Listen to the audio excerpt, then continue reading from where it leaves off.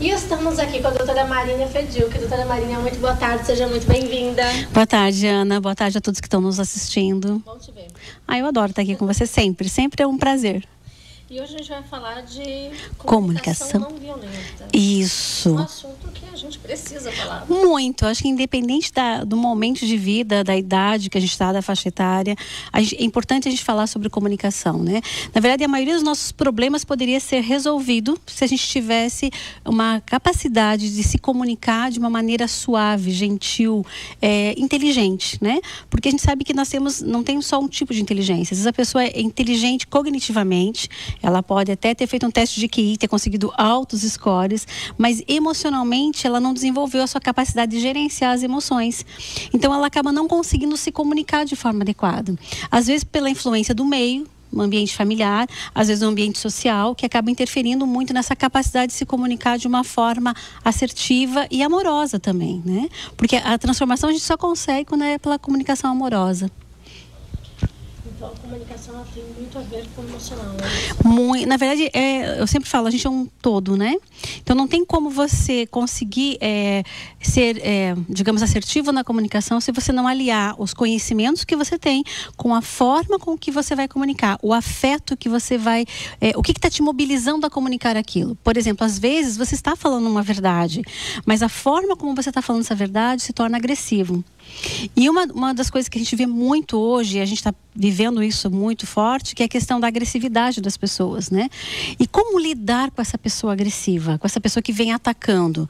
A primeira coisa é você não contra-atacar, né? A gente só pensa em se defender, né? Mas quando você vai se defender, o outro já entende essa defesa como um ataque. Então a primeira coisa é você se posicionar no sentido de dizer assim, olha, eu só quero entender o que você está dizendo. A pergunta, quando você pergunta para o outro, né, você coloca a pergunta no sentido de assim, eu gostaria de entender o que você quer dizer, o que você pretende com isso, como vai acontecer isso. Quando você começa a perguntar, você está ajudando a pessoa a acionar o lobo frontal dela. Né? Porque quando ela está agressiva com você, ela está sendo dominada pelo sistema límbico dela, pelo cérebro emocional. Então, o cérebro dela emocional está extremamente ativado e ela não consegue raciocinar. Então você precisa primeiro observar a tua postura, que não pode ser uma postura de ataque. Você tem que se acalmar, você em primeiro lugar respirar e pensar, bom, primeiro, a pessoa está descontrolada. Se eu for para a defesa muito forte, ela vai me atacar mais ainda. É como se a gente estivesse naquele momento resgatando um pouco das nossas questões biológicas, né? Se você encontra, um animal vai enfrentando o outro, eles vão para o ataque. Se um dá uma recuada, calma, o outro também vai parar. Então a única forma de um predador te soltar é você parar de resistir. Então, para de resistir e tentar se defender. Acalma e começa a olhar para o outro e fazer perguntas. Mas não perguntas agressivas. Eu só quero compreender. Você pode me explicar melhor? Como vai ser isso? De que maneira isso vai ser resolvido? Quando você começa a pergunta, a pessoa, você começa a ativar o lobo frontal dela. Ela tem que pensar, você poderia me dizer o que está acontecendo? Como que é seu nome mesmo? Só para você perguntar o nome, a pessoa já está ativando o lobo frontal dela. E aí ela começa a desativar o cérebro emocional. E ela sai um pouco da raiva. Claro que nem sempre a gente consegue isso, mas é uma forma de você ter o teu autocontrole e ao mesmo tempo você conseguir estabelecer uma comunicação com essa pessoa que está sendo extremamente agressiva com você. Né? Doutora Marília, e nas redes sociais? Olha, nas redes... A gente não está de frente a frente com a pessoa, a gente não sabe, né, como que ela está emocionalmente, né, ou fisicamente lidando com isso. É que, na verdade, se você observar a comunicação no Facebook ou em qualquer outra rede social, você percebe o tom que a pessoa está te respondendo.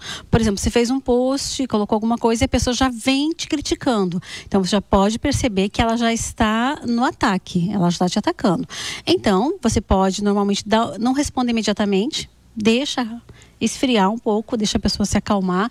Depois, aí você também se acalma, porque às vezes o ataque é grande, né? E aí depois você responde geralmente com questões. Pergunta para ela.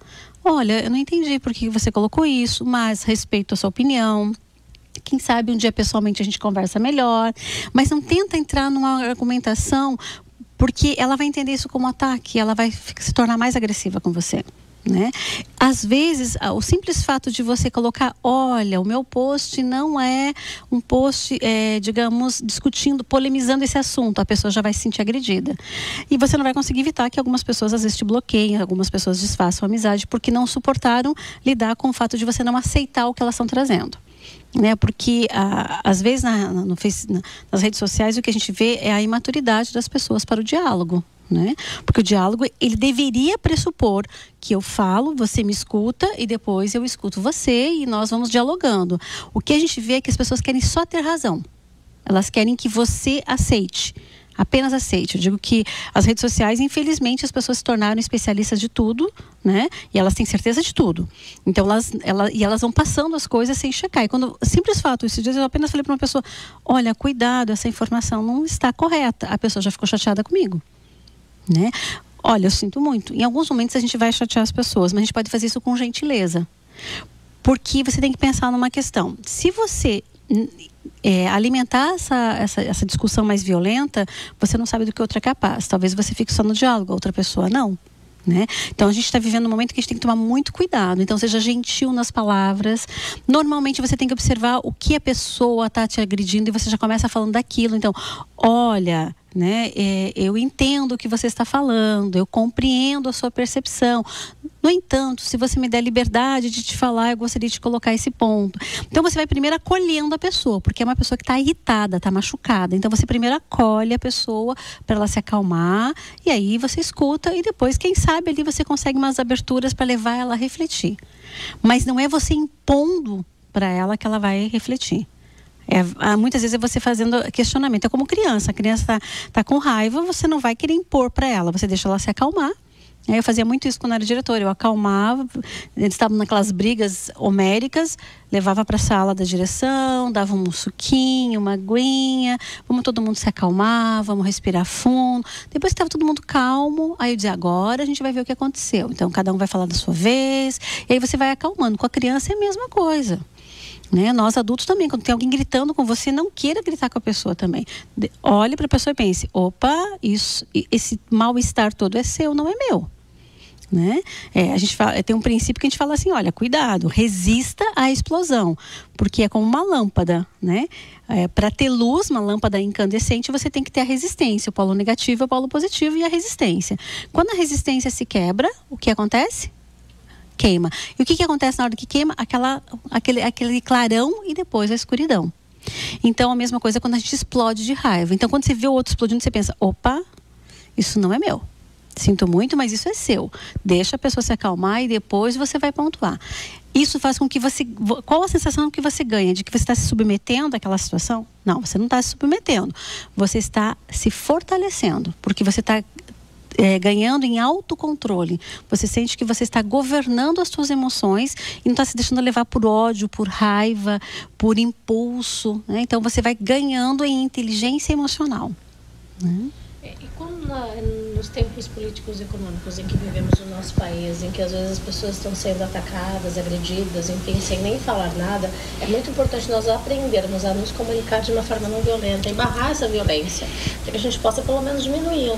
Com certeza, em vez de você falar o que a pessoa não pode fazer ou julgar a pessoa, pergunte mais, ouça mais e quem sabe aí você consegue uma abertura para a pessoa refletir sobre algo que você gostaria que ela percebesse. Às vezes a gente diz assim, meu Deus, como a pessoa não percebe, né? Como que você não está percebendo essa injustiça ou essa situação? Ela não está percebendo porque você está querendo impor a ela.